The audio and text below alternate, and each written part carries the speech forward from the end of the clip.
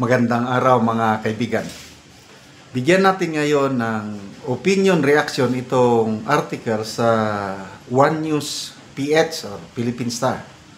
Tungkol ito sa magiging kasunduan ng US at ang Pilipinas itong pagbisita ng Pangulong Marcos sa Washington DC.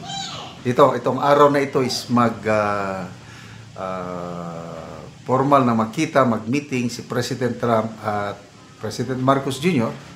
Nagsalita ang Philippine Ambassador to the US, Ambassador Romualdez, at ito, huwag na kayo mabigla pag i-announce nila ito. Magpapatayo ng US government ng ammunition manufacturing plant sa Subic Bay. Ito. Title, Philippines open to having US ammunition facility in Subic. Ayos ang boto-boto. Ito. The US Congress has directed the State Department and the Pentagon to authorize the production of ammunition in the Philippines in partnership with local manufacturers. Paggawaan ng bala, hindi lang ordinaryong bala na malilit. Panggera nga bala, bomba, whatever, ammunition eh. This was according to Philippine Ambassador to Washington, Jose Manuel Romualdez, who said the meeting between President Marcos and US President Donald Trump today, July 22, will not only reaffirm the strong ties between the two countries, but also pave the way for a combination both of defense and economic cooperation. So ito ang pahayag ng ambassador natin. I think that the first step that was taken was that the US Congress has approved the production of ammunition in the Philippines.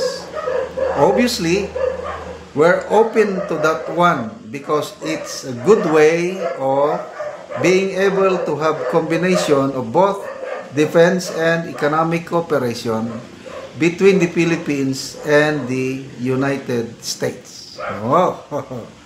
Okay, no problem yung economic. Kasi magkakaroon ng employment eh. So may makikinabang na kababayan natin dahil it offers job. Yan ang benefits. Kailang kung iyong balansihin yung security risk,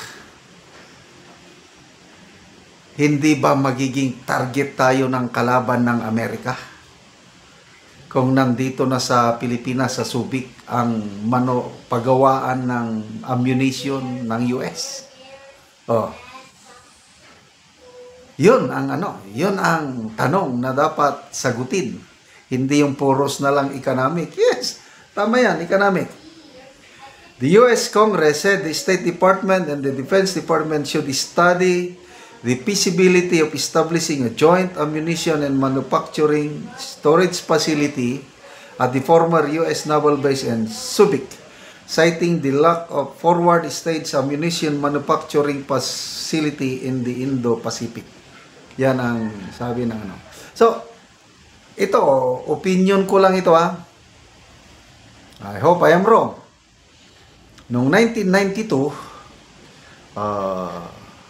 ang Senado bumoto na paalisin na ang US military bases sa Pilipinas. Yan, Subic and Clark. Malis na sila. Okay. For time, parang okay na tayo. Sovereign na tayo. Wala nang nakikialam. Ngayon, unti-unting bumabalik.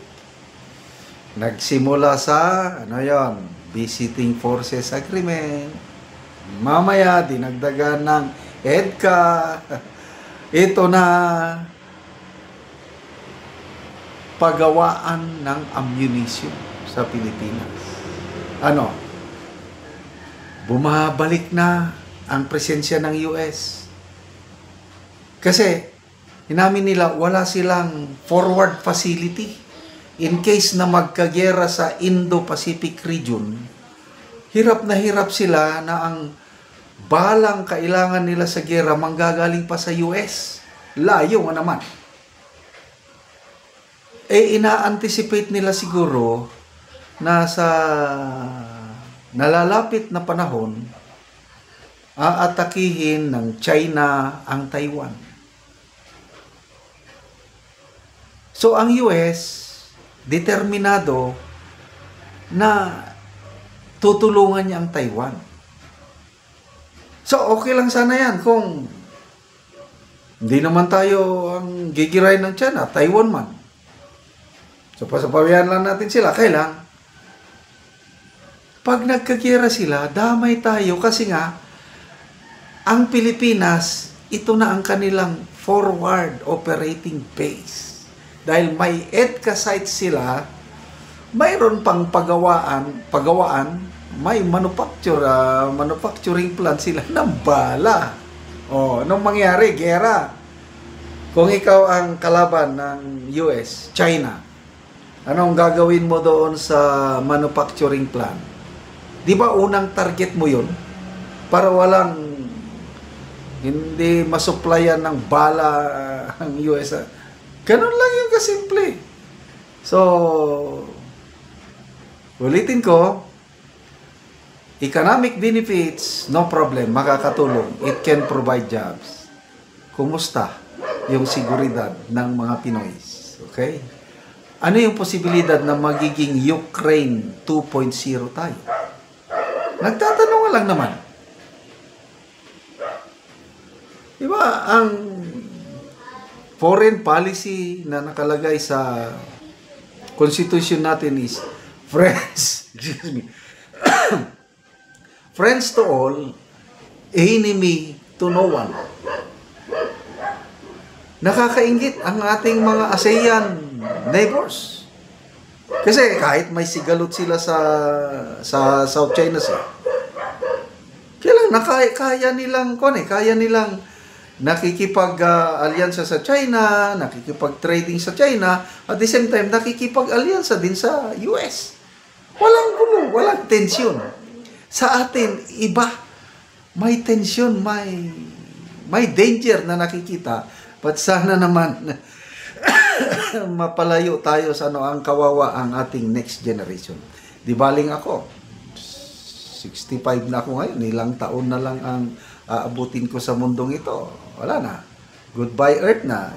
Kumusta ang ating mga anak? Kumusta ang ating mga apo? Yun ang tanong na dapat masagot. Ang seguridad nila pag nagkagera. Okay, salamat mga kaibigan sa inyong pagsubaybay sa ating channel. Nakakatulong kayo ng malaki sa tribong Talandig ng Bukidnon dahil ang sweldo natin sa channel na ito, pantulong natin sa tribo. Namimigay tayo ngayon ng mga assorted na housing materials, pako, yero, para itong tribong kawawa makapagpatayo sila ng mas maayos na tahanan. Panoorin nyo ang video na ito. Karon mag-atok na gyud sa balay ni Ante.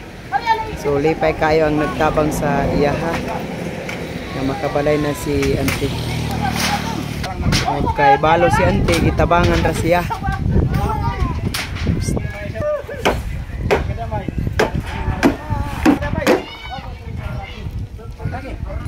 Kabalay na gyud si Ante.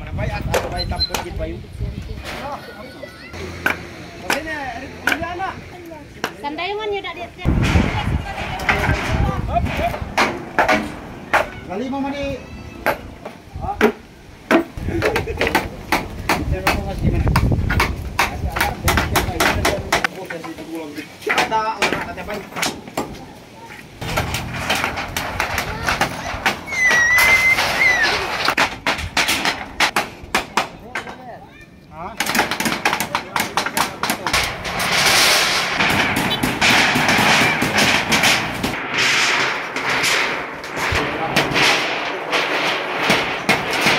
Yan lah, mandai, macam apa?